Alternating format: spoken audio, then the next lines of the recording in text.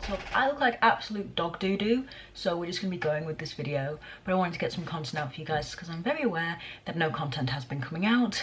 I took a month off in January and then I literally had no creative inspiration at all for February thus far. But we're back.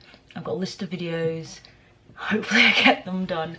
But yeah, so it's another legal video because, you know, I know a lot about that sort of thing, considering I'm doing it as a degree. So this is very relevant at the moment, and that is Brexit. The UK left the EU on the 31st of January, when we had the first referendum. In 2016, I was too young to vote. I couldn't vote. I was doing a government and politics A-level though, so you can bet we talked a lot about that. And if you've watched a couple of my other legal videos, you'll know that EU law, which is one of your core modules that I did in my first semester of second year. Yeah. EU law might as well have just been called Brexit, because that's all you spoke about. That's not what I'm here to talk about. Well, I am here to talk about Brexit, I'm not here to talk about the law school aspect of it. I'm here to talk about what it actually means for the legal system. Now, this is what I've researched. I'm sure there are more consequences, more positives, more negatives, all of that jazz, but this is just what I found and just the main points, really. So there's this thing called the withdrawal agreement, right? It gives effect to a transition period which lasts until the 31st of December. I'm so sorry, I cannot speak. So that's 31st of December of this year. Yeah, of this year. And that basically means get your shit together, UK. Sort your agreements out, sort your deals out, sort out what's going to be going on with trading, sort out what's going to be going on just in our country, really, you know, important things. Well, basically the technical description is during which time EU law continues to apply in and in relation to the UK. So yeah, the one thing that one of the main reasons that the referendum happened and people voted to leave is because they didn't want the EU to have a say over our laws and to be able to regulate our laws. It's very complex. If you guys want a whole video on EU law over UK law, I mean, it's kind of a bit irrelevant now. If you want it anyway, I'll do a video on it. Yeah, so EU law continues to apply. The UK continues to be part of the EU Single Market and Customs Union. So basically the two things that were the main reason for people wanting to leave the EU still apply until the 31st of December. So basically they're not just throwing us out on our ass. We are still able to, basically things are staying the same until the 31st of December, maybe even before then. But I mean, considering how long it took us to actually do Brexit, I think we're going to need the whole time. Obviously, none of us really know what that means. For all we know, we can basically have the exact same rules. I mean, the likelihood is we'll adapt whatever EU law we use now. We'll probably adapt that into our own law anyway. So that aspect's not really going to change. The only thing that's going to change is that they don't have a say. Like, the body that is EU doesn't have a say on how we regulate our laws, violating laws, and all that jazz. We'll be dealing with it internally rather than externally, but I reckon a lot of the laws that the EU use, we will be adapting. I'd put money on it if I had any money to put on it. So, during the remainder of 2020, the UK and the EU will negotiate a trade agreement with the aim of bringing such an agreement into force by the end of the transition period. So, we're not going to stop trading with France, we're not going to stop trading with Germany, we're not going to stop trading with the EU countries, because that would be stupid and we die in, like, as far as trading is concerned.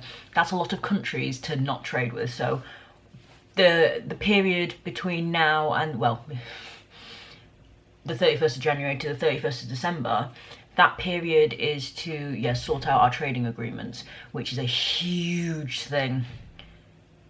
And that was one of the main focal points of the referendum. So that's basically what this time period is to, as I said, sort our shit out. It does not mean that people who were born in the EU will be shipped off out of the country, although I have been seeing a lot of news reports about arseholes who have decided, you know what, let's be racist twats and tell the Polish to get out of the country. No, that's not going to happen. you morons, because it's got nothing to do with our borders, because that's a whole separate issue that Parliament has to deal with, is open borders, closed borders, point systems. I'll do a whole video on that as well, because, whew, but I lost my train of thought on when I ran and I can't remember what I was saying. But yes, so it does not mean that your neighbour or your friend who is from the EU is going to be shipped back to their own country. That's not how that works. That's not how human society works. Because even though we've left the EU, we are still a very turning liberal country. So I don't think that's going to happen. Actually, I know that's not going to happen. They might strengthen, again, this is what this little transition period is for, they might strengthen the borders. They might weaken the borders. They might change our border control altogether. But as I said, that is a completely separate issue than just what this referendum and what leaving the EU will do for the people in our country. One of the positives, well, positives in my eye, it depends if you like EU law, is that EU law will no longer be a core module for your law degree. You lucky people. I hated it. I hated EU law. I really did. The idea of it, I thought was quite interesting, but just learning it and oh, you're just lucky. I mean, I'm sure it'll be an optional module, or it'll just be part of international law, throw that into that module, or it might be, it's just not going to be a core module. Lucky. I would have not chosen to do it. Stupid. Travelling is a very up in the air thing. Now, just as I was saying about the trading and about the laws, about not really much is going to change, the likelihood is the same for travelling. Now, you'll still be able to travel to all these EU countries. The only maybe new thing, maybe, this hasn't even been decided yet, is that for those of you who have travelled to America, you'll know what I'm talking about. You have to fill in a visa, or you'll have to just fill in a form to say what you're doing here and all that jazz. That's what you have to do when you go to America. It's just a little form you fill out about yay big, and it just makes sure it's a travel visa, I do believe is what they're called. And there's also another name for another form, but I genuinely can't remember that. So that, nothing's going to change in regards to that. You'll still be able to use your passport.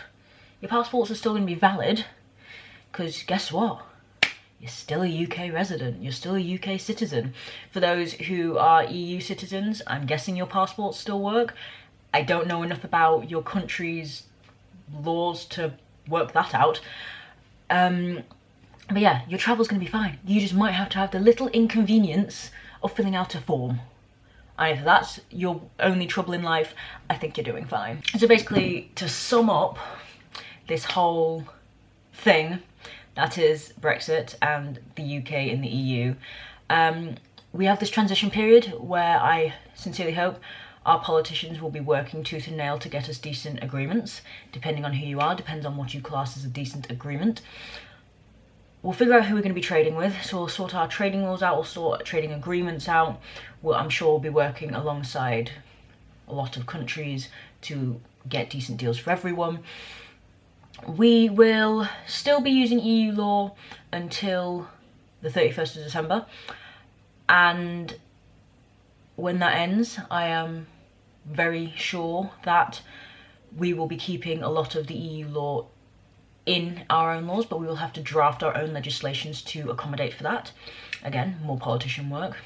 Let's pull the thumbs out. And yeah, it does not mean that you get to be racist. It does not mean that you get to be ignorant tool bags. It means that the people who are in the UK are in the UK.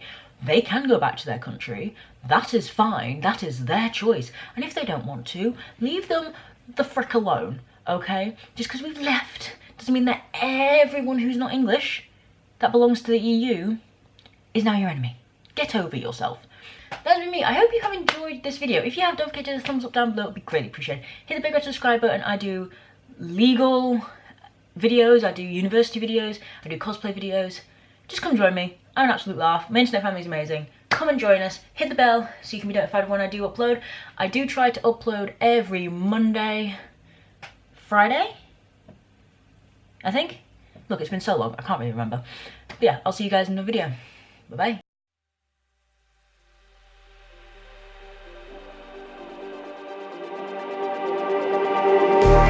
Just like the